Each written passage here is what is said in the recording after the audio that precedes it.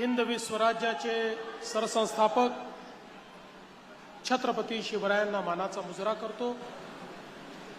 भारतीय राज्यघटनेचे शिल्पकार भारतरत्न डॉक्टर बाबासाहेब आंबेडकर यांना मानवंदना अर्पित करतो, ज्यांनी संपूर्ण हिंदुस्थानामध्ये प्रशासन कसं असावं हे आपल्याला दाखवून दिलं। त्या लोकमाता पुण्यश्लोक अहिल्यादेवी होळकर यांना नमन करतो, ज्यांची 200वी जन्मजयंती आपण साजरी करतो। ते महात्मा ज्योतिबा फुले, क्रांतीज्योती सावित्रीबाई फुले यांनाही नमन करतो। लोकशाहीर अण्णाभाऊ साठे आणि तमाम महामानवांना या ठिकाणी वंदन करतो। आणि सगळ्यात महत्त्वाचं म्हणजे ज्यांच्या करता आपण या ठिकाणी सगळे उपस्थित झालो आहोत, ते माझे मित्र, माझे मोठे भाऊ, बारामती सहित तमाम महाराष्ट्राचे लाडके दादा अजितदादा पवार यांच्या पावन स्मृतीला अभिवादन करत आज ज्यांच्या करता आपण सगळे एकत्रित झालो, या निवडणुकीतील आपल्या सर्वांच्या उमेदवार आणि राज्याच्या पहिल्या महिला उपमुख्यमंत्री श्रीमती सुनेत्राताई पवार, आदरणीय रामदास आठवलेजी, छगन भुजबळजी, सुनील तटकरेजी, प्रफुल्ल पटेलजी, हसन मुश्रीफजी, दिलीपराव वळसे पाटील, उदय सामंतजी, दत्तामामा भरणेजी, धनंजय मुंडेजी, मकरंद पाटीलजी, रामराव वडकुतेजी, बाबासाहेब पाटीलजी, इंद्रनील नाईकजी, संजय बनसोडेजी, राहुल कुलजी, हर्षवर्धन पाटीलजी, सुबोध मोहितेजी, बाळासाहेब गावडेजी, वीर धवल जगदाळेजी, वासुदेव नाना काळे, सचिन सातव, परशुरामजी वाडेकर आणि दादांचा वारसा या ठिकाणी चालवण्याची जबाबदारी असलेले खासदार पार्थदादा पवार, जयदादा पवार, मंचावर उपस्थित आमचे सर्व सहकारी आमदार, जिल्हा परिषद, पंचायत समितीचे सर्व पदाधिकारी, लोकप्रतिनिधी आणि उपस्थित सर्व भगिनी आणि बंधूंनो, खरं म्हणजे सर्वात पहिल्यांदा मी विविध पक्षांचे आभार मानेन की या सर्व पक्षांनी हा निर्णय केला की अजितदादांच्या पश्चात ही निवडणूक होते आणि महाराष्ट्राच्या संस्कृतीमध्ये आपण अनेक वेळा हे बघितलेलं आहे की अशा प्रकारचे ज्येष्ठ नेते, मोठे नेते हे आपल्यातनं निघून गेल्यानंतर होणारी पोटनिवडणूक ही साधारणपणे आपण बिनविरोध त्या ठिकाणी करतो। आणि म्हणूनच मी शरद पवार साहेबांचे देखील आभार मानतो। कालही त्यांनी मला फोन केला आणि सांगितलं, तुम्ही बारामतीला चाललात, आमचं पूर्ण समर्थन हे सुनेत्राताईंना आहे। ज्यावेळी या ठिकाणी वेगवेगळे फॉर्म पडले होते, त्यावेळी काँग्रेसच्या प्रदेश अध्यक्षांना धनंजय मुंडेजींनी माझा फोन लावून दिला। त्यांना मी विनंती केली की महाराष्ट्राच्या संस्कृतीला साजेसं आपण या ठिकाणी काम करावं। आणि माझ्यासहित अनेक लोकांनी विनंती केल्यानंतर काँग्रेस पक्षाने देखील हा निर्णय घेतला की आपण उमेदवार उभा करणार नाही। आणि म्हणून आज या ठिकाणी सर्वांनी ज्या उमेदवाराला समर्थन दिलेलं आहे अशा प्रकारच्या उमेदवार आमच्या सुनेत्रा वहिनी पवार या ठिकाणी आहेत। आणि म्हणून या सर्वांचं मी अतिशय मनापासून आभार मानतो। खरं तर या सभेकरता किंवा बारामतीमध्ये सभा घेण्याकरता माझ्यासहित या मंचावरचं कोणीही आलं नसतं तरी देखील तुम्ही रेकॉर्ड मतांनी वहिनींना निवडून दिलं असतं. पण आमच्याकरता ही निवडणूक नाहीये. आमच्याकरता दादांच्या स्मृतीचा यज्ञ सुरू आहे आणि या यज्ञामध्ये आपली आहुती जर टाकली नाही तर आम्हाला जन्मभर हे वाटलं असतं की काहीतरी राहून गेलाय. कारण आपल्याला कल्पना आहे यज्ञामध्ये जर आहुती टाकली नाही तरी यज्ञ होतो, पण आपल्या मनाला रुखरुख राहते की आपण ती आहुती टाकू शकलो नाही आणि म्हणून ती आहुती टाकण्याकरता, दादांच्या स्मृती जपण्याकरता, त्या स्मृतीला उजाळा देण्याकरता, त्या स्मृतींना वंदना देण्याकरता खरं म्हणजे या ठिकाणी आम्ही आलो आहोत. आणि माझी बारामतीच्या सगळ्या मतदारांनाही विनंती आहे, आपल्यापैकी प्रत्येकाला माहिती आहे की वहिनी निवडून येणार आहेत, पण माहिती असल्यामुळे जर आपण या ठिकाणी मतदानाला जाऊन आपली मतदान रूपी आहुती ही दादांच्या स्मृतीला दिली नाही तर आपण करंटे ठरू. आणि म्हणून जसं रणरणत्या उन्हामध्ये आपण सगळे लोक या ठिकाणी या सांगता सभेकरता उपस्थित झालात, हीच अपेक्षा आहे बारामतीतला एक एक व्यक्ती, माता भगिनी, युवा बंधू सगळे या ठिकाणी 23 तारखेला मतदानाला जातील. आणि आजपर्यंत बारामतीमध्ये महाराष्ट्रातले रेकॉर्ड हे दादा करत होते. दादांच्या पश्चात वहिनींचा रेकॉर्ड हा आता बारामतीकरांना या ठिकाणी करून दाखवायचा आहे आणि म्हणून ही निवडणूक अत्यंत महत्वाची आहे. खरं म्हणजे दादांच्या पश्चात अतिशय दुःखात असताना देखील आपलं दुःख बाजूला ठेवून वहिनींनी पक्षाची आणि शासनाची धुरा सांभाळली. हे कठीण काम होतं, पण आपल्या समोर जे आदर्श आहेत त्या आदर्शांनी आपल्याला हे शिकवलंय की स्वतःचं दुःख महत्वाचं नसतं तर जनतेचा विश्वास हा अधिक महत्वाचा असतो. जनतेच्या प्रती आपलं कर्तव्य हे अधिक महत्वाचं असतं आणि म्हणून त्या कर्तव्याच्या भावनेनं आपलं सर्व दुःख बाजूला ठेवलं आणि वहिनींनी ही धुरा या ठिकाणी स्वीकारली. अनेक लोकांना असं वाटत होतं की वहिनींनी हे कार्य हातामध्ये घेतलंय. वहिनींचा राजकीय अनुभव हा अलीकडच्या काळातला आहे. त्या खासदार झाल्यापासनं सक्रिय राजकीय क्षेत्रात त्या आल्या आहेत, त्यामुळे ही जबाबदारी त्या सांभाळू शकतील की नाही.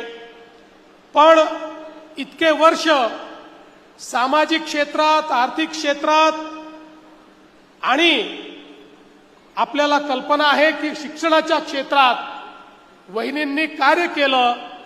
दादांची साथ वहिनींनी दिली, दादांच्या पाठीशी त्या उभ्या राहिल्या. त्यामुळे राजकारण देखील अतिशय जवळून त्यांनी बघितलं. नव्हे तर त्या ठिकाणी राजकारणामध्ये मागून ज्या गोष्टी कराव्या लागतात त्या सातत्याने या बारामतीमध्ये सांभाळण्याचं काम या वहिनी करत होत्या. आणि मी तुम्हाला दाव्याने सांगतो, गेल्या 2-2.5 महिन्यांमध्ये ज्या प्रकारचं कार्य वहिनींचं मी बघितलं, मला देखील राजकारणामध्ये लोकप्रतिनिधी म्हणून 35 वर्ष झाली आहेत. त्यामुळे एखाद्या नेत्याची क्षमता काय आहे ही आता ओळखण्याची क्षमता माझी देखील तयार झाली आहे. आणि मी तुम्हाला दाव्यानं सांगतो, दादांची स्वप्न पूर्ण करण्याची सगळी क्षमता ही वहिनींमध्ये आहे. आणि वहिनींच्या रूपाने या महाराष्ट्राला केवळ पहिल्या उपमुख्यमंत्री नाही तर एक सक्षम नेतृत्व लाभलेलं आहे. हे या ठिकाणी सांगताना मला या ठिकाणी यत्किंचितही माझ्या मनामध्ये शंका नाही. खरं तर अजितदादा पवारांसारखं नेतृत्व हे तयार होण्याकरता अनेक तप त्या ठिकाणी लागतात. अशा प्रकारचं नेतृत्व हे अनेक आगीच्या झळी सोसत संघर्ष करत आणि त्या ठिकाणी जनसामान्यांची मन जिंकत तयार होत असतं. महाराष्ट्राच्या कानाकोपऱ्याची माहिती असलेलं नेतृत्व, महाराष्ट्रातल्या सर्व जाती समाजामध्ये धर्मांमध्ये एक आपलेपणा निर्माण केलेलं नेतृत्व, महाराष्ट्राच्या विकास यात्रेमध्ये ज्यांनी मोठं योगदान दिलं असं नेतृत्व, महाराष्ट्राला कुठे न्यायचंय याची पूर्ण कल्पना असलेलं आणि त्याबद्दलचं मानचित्र असलेलं नेतृत्व. आणि हे सगळं करत असताना आवश्यक असेल त्यावेळेस कणखर, पण आवश्यकता असेल त्यावेळी अतिशय मऊ अशा प्रकारचा स्वभाव असलेलं हे नेतृत्व. खरं म्हणजे अशा प्रकारचं नेतृत्व एखाद्या राज्यामध्ये तयार होण्याकरता खूप वाट पाहावी लागते.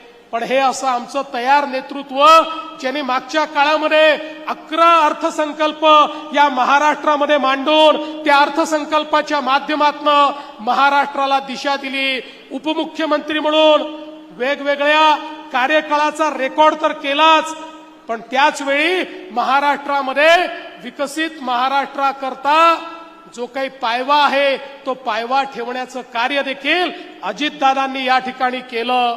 आणि म्हणूनच अजितदादांचं निघून जाणं हे केवळ या ठिकाणी सुनेत्राताई, पार्थ, जय यांचं नुकसान नाही, हे केवळ बारामतीकरांचं नुकसान नाही, तर या अखिल महाराष्ट्राचं हे फार मोठं नुकसान दादांच्या जाण्याने झालेलं आहे.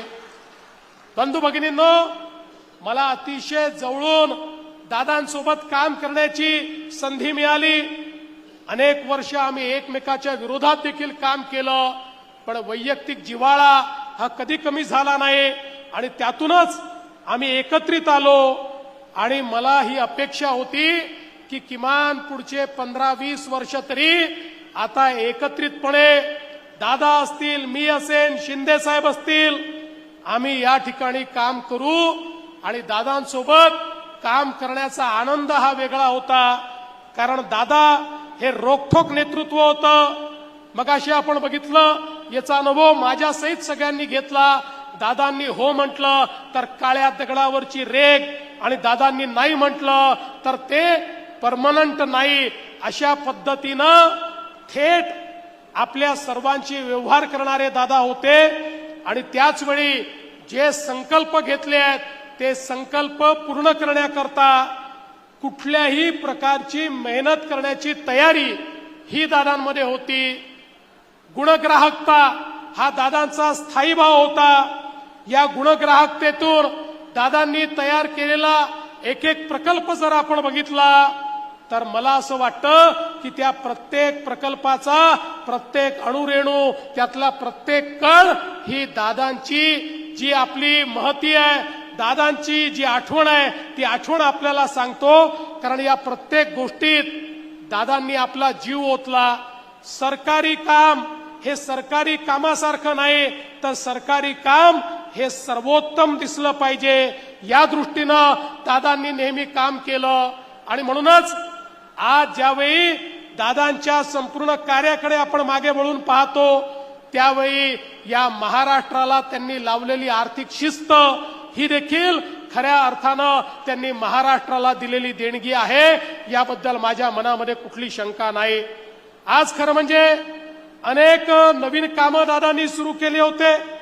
दादांचे अनेक स्वप्न होते, बारामती करता होते, महाराष्ट्रा करता होते. नीरा करहा हा नदी जोड प्रकल्प, ज्या माध्यमातून बारामतीच्या दुष्काळी भागामध्ये पाणी मिळालं पाहिजे, हा प्रयत्न दादा करत होते. मी तुम्हाला आश्वस्त करण्याकरता आलो आहे, वहिनींच्या नेतृत्वामध्ये हा प्रकल्प पूर्ण करण्याकरता आम्ही सगळे त्यांच्या पाठीशी उभे आहोत. या ठिकाणी जनाई सिरसाई बंदिस्त पाईपलाईनचा विषय असेल, करा नदी सुशोभीकरणाचा विषय असेल, बारामती करता बृहत पाणी पुरवठा योजनेचा विषय असेल, शिवसृष्टीचा विषय असेल, बाह्य वळण रस्त्याचा विषय असेल, बारामती नीरा रोडचं चौपदरीकरण असेल, पाटस बारामती रोड करता नवीन भूसंपादन असेल, एक नाही 100 कामं ही दादांनी हातामध्ये घेतली होती. बारामतीला त्यांनी देशातलं एक सुंदर शहर तर केलंच, या संपूर्ण मतदारसंघाला दादांनी एक वेगळं अशा प्रकारचं चित्र निर्माण करून दाखवलं. पण त्याच वेळी त्याच्याही पलीकडे काम करण्याची दादांची इच्छा होती. कॅन्सर हॉस्पिटल असेल, या ठिकाणी त्यांच्यामुळे तयार झालेलं मेडिकल कॉलेज असेल, जिल्हा क्रीडा संकुल असेल, बारामती रेल्वे क्रॉसिंगच्या ठिकाणी भुयारी मार्ग असेल, इतके कामं दादांना करायचे होते. पण मला विश्वास आहे आता त्याच तडफेनं आणि त्याच गुणग्राहकतेनं आदरणीय सुनेत्रा वहिनींच्या नेतृत्वात यातलं एक एक काम पूर्ण होईल. आणि निश्चितपणे ज्यावेळी ही कामं पूर्ण होतील त्यावेळी स्वर्गातून दादा देखील या कामांना आशीर्वाद देतील, याबद्दल माझ्या मनामध्ये शंका नाही. आणि म्हणून बंधू भगिनींनो, मी फार जास्त या ठिकाणी बोलणार नाही, पण आपल्या सर्वांना एवढीच विनंती करतो, दादांबद्दल आपल्या प्रत्येकाच्या मनामध्ये संवेदना आहे, प्रेम आहे. आणि विशेषतः ज्याचा वहिनींनी उल्लेख केला, दादांचा ज्या प्रकारे अपघात झाला त्यातनं प्रत्येकाला मनातनं असं वाटतं की या अपघाताचं सत्य काय आहे हे बाहेर आलं पाहिजे. सभागृहातही सांगितलं, आज देखील या ठिकाणी सांगतो, जोपर्यंत हे सगळं सत्य बाहेर येत नाही आम्ही कोणीही शांत बसणार नाही, स्वस्थ बसणार नाही. हे सत्य आम्ही बाहेर आणल्याशिवाय या ठिकाणी राहणार नाही. आणि म्हणून आपण सर्वांना माझी विनंती आहे, 23 तारीख दादांवर प्रेम दाखवण्याची तारीख आहे. 23 तारीख दादांना खरी श्रद्धांजली देण्याची तारीख आहे. 23 तारीख दादांच्या प्रती आपल्या मनातली भावना व्यक्त करण्याची तारीख आहे. आणि या सगळ्या गोष्टी आपल्याला जर करायच्या असतील तर मतदान रूपी आशीर्वाद हा वहिनींना आणि मतदान रूपी आपली आदरांजली दादांना देण्याची संधी तुम्हाला लाभलेली आहे. आम्ही तर काही बारामतीचे मतदार नाही आहोत, आम्हाला ही संधी नाही आहे, पण तुम्हाला प्रत्येकाला ही संधी आहे. त्यामुळे रेकॉर्ड मतदान झालं पाहिजे. मला याची कल्पना आहे, समोर काही लोक जे उभे आहेत त्यांचा कुठला वजूद नाही आहे. ते सगळी मंडळी, मी त्यांच्यावर कुठली टीका करणार नाही. प्रसिद्धीच्या हव्यासापोटी लोक अशा निवडणुकांमध्ये उभे राहतात. पण माझी तुम्हाला विनंती आहे की यावेळचा जो विजय आहे हा विजय संपूर्ण भारतामध्ये गाजला पाहिजे, ही विनंती आपल्या सर्वांना करतो. आणि पुन्हा एकदा दादांच्या पावन स्मृतीला या ठिकाणी अभिवादन करून मी माझं बोलणं संपवतो. धन्यवाद. जय हिंद, जय महाराष्ट्र. धन्यवाद आदरणीय फडणवीस साहेब. महाराष्ट्रातील आजवरचे अनेक रेकॉर्ड दादांच्या नावावर नोंदले जायचे, परंतु इथून पुढील रेकॉर्ड वहिनींच्या नावावर नोंदले जातील हा आत्मविश्वास आपण व्यक्त केलात, जो आम्ही बारामतीकर नक्कीच सार्थ ठरूया. फडणवीस साहेबांच्या या भाषणाचं सार सांगायचं म्हटलं तर त्यांनी सांगितलं, वहिनींच्या साथीने बारामतीचा श्वास